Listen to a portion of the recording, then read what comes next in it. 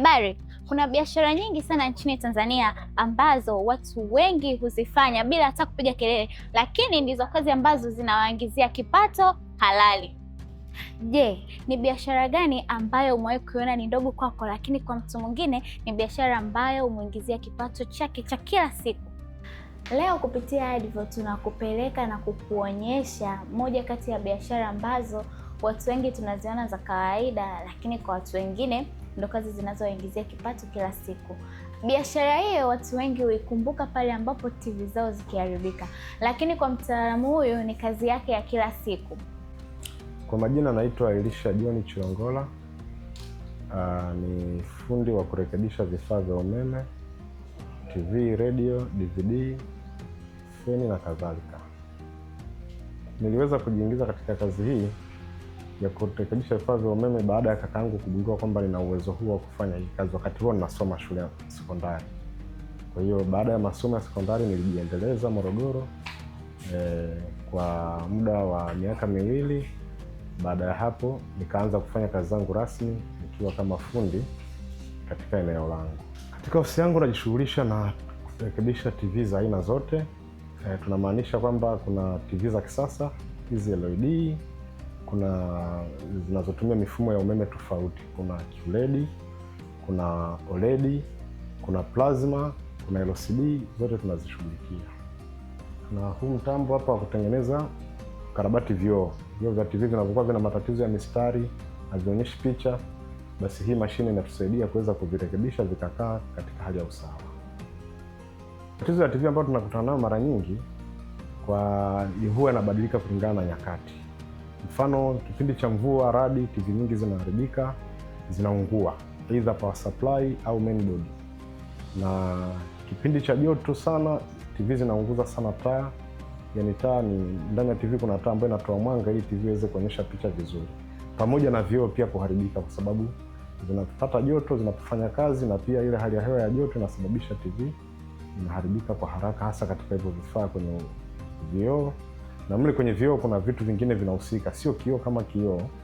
Kioo kama kioo kinaweza kuharibika nje ya kupasuka, lakini kuna vifaa tunaita PCB, Ticon, ambayo katika PCB kuna kofi ambazo zinapopata joto kwa muda mrefu zinashindwa kufanya kazi tena, kwa maana kwamba zinaungua ama zinashindwa kuendelea kufanya kazi kabisa. Hata bila kuungua inashindwa tu kuwa na mawasiliano mazuri na kioo. Kosa kubwa analolifanya wamiliki wa TV wengi zaidi, anaona mtu akinunua TV amemaliza. Umeme wetu uko na changamoto kidogo kwenye swala la umeme, kwa sababu TV ina uwezo wa kuwaka kwa umeme hata wa 110. Sisi tunatumia umeme wa volti 220. Kwa hiyo mtu anaponunua TV tunashauri sana anunue stabilizer ambayo ina uwezo wa kutoa umeme wa 110 na 220. Ili TV ikiwa hizi LED zina uwezo wa kufanya kazi kwa umeme wa 110. Na ina uwezo TV ikadumu muda mrefu vizuri. TV, kingamuzi, redio ndo nyingi zinatumia 220. Biashara hii ina thamani kubwa maishani mwangu kwa sababu ndio kazi ambayo inaendesha asilimia kubwa sema maisha yangu nje ya kazi zingine ambazo nashughulika nazo. Ni kweli watu wanaweza kuona ni ya kawaida kwa sababu mazingira pengine ya mafundi ambavyo nakuwa tunajiweka na tabia za binafsi za mtu. Changamoto ninazokutana nazo ni nyingi na ni ngumu sana, kwa sababu mtu anapoleta kitu hajui vitu vya ndani vikoje, na wakati mwingine anaona mtu anaweza akatoa pesa ya kwenda kununua spare, na spare ikawa pia haina uwezo mzuri wa kufanya kazi. Sasa pale lawama zinadondokea kwa fundi. Unapotoa maelezo kwa mteja, bwana haijaweza kufanya kazi, mteja mwingine anakwambia rudisha pesa yangu, wakati wewe fundi umeenda kununua tu kile kifaa dukani ambapo haujajaribiwa. Ni kweli ni kipya, lakini kikija ufanyaji kazi wake sio mzuri. Na changamoto nyingine ambayo ni kubwa zaidi ni kwamba TV inapokuja ikiwa haiwaki, fundi unapima, unabaini kwamba power supply, lakini kuna vitu vingine mbele ya power supply havifanyi kazi hadi power supply ifanye kazi. Sasa vipimo vinaonyesha kwamba power supply mbovu. Ili niweze kujua TV inatoa rangi au haitoi rangi, lazima power supply ifanye kazi. Mteja anampa gharama za power supply. Na power supply tunafunga, TV inawaka, inakuja kuonekana kwamba ina tatizo la picha pia. pale mteja sasa kuja kumwambia kwamba kuna tatizo lingine, hataki kuelewa hilo.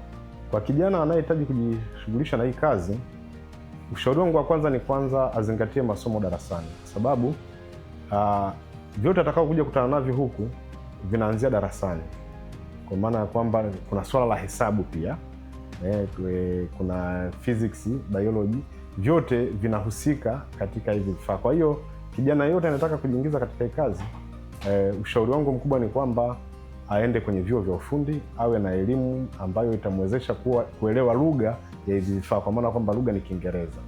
Sasa elimu ni kitu cha kwanza, azingatie sana elimu kabla ya kuingia kwenye hii kazi. Akiwa na elimu, hii kazi atajifunza na ataifanya kwa ufasaha zaidi, tofauti akiwa hana elimu kabisa. Pia napokea wanafunzi, na hata nilikotoka wapo vijana ambao tayari wanajitegemea kwa mimi kuwafundisha, zaidi ya 5, 6. Kwa hiyo wanaokuwa tayari kuja kujifunza hapa kwa vitendo napokea. Mimi ninatoa huduma za ufundi wa vifaa vya umeme sehemu tofauti tofauti hapa Tanzania. Hapa Dar es Salaam tupo Kinondoni studio vijana, mkabala na Mahakama Kuu division ya kazi. Njombe tuko pale Sabasaba, uwanja wa Sabasaba, tuko pale, tuna ofisi Njombe. Dodoma tuna ofisi eneo la Majengo. Mbeya tuna ofisi Mbeya mjini, na sehemu zingine tunatarajia kwenda kufungua matawi sehemu tofauti ikiwemo Singida na Mwanza. Japo Mwanza tayari tuna kituo cha kupokea kazi ambazo zinatakiwa zifike hapa Dar es Salaam, zitafika, kushughulikiwa kule zitashughulikiwa. Kwa hiyo sehemu rasmi ambazo tuko nazo katika kazi zetu kwa sasa ni hizo, lakini tunaendelea kujitanua sehemu tofauti. Na pia mkoa wa Morogoro tuko pale Gairo, pale Ngurodi stendi, tuna ofisi pale ambayo inashughulika na matatizo haya. Kwa hiyo kazi zetu tunatarajia kuzitanua zaidi, zifike sehemu tofauti, na endapo kutakuwa kuna vijana wanahitaji kujifunza, wa kike kwa wa kiume, tunawakaribisha. Na hii ndiyo Tanzania halisi, biashara ndogo, ujuzi wa mikono na watu wanaojituma zaidi. Kupitia Advo tunaendelea kuelimisha na kutangaza biashara na watu wa huduma kama hawa. Na kama wewe ni mfanyabiashara unataka dunia ikujue, Advo ipo kwa ajili yako. Advo, we talk about business.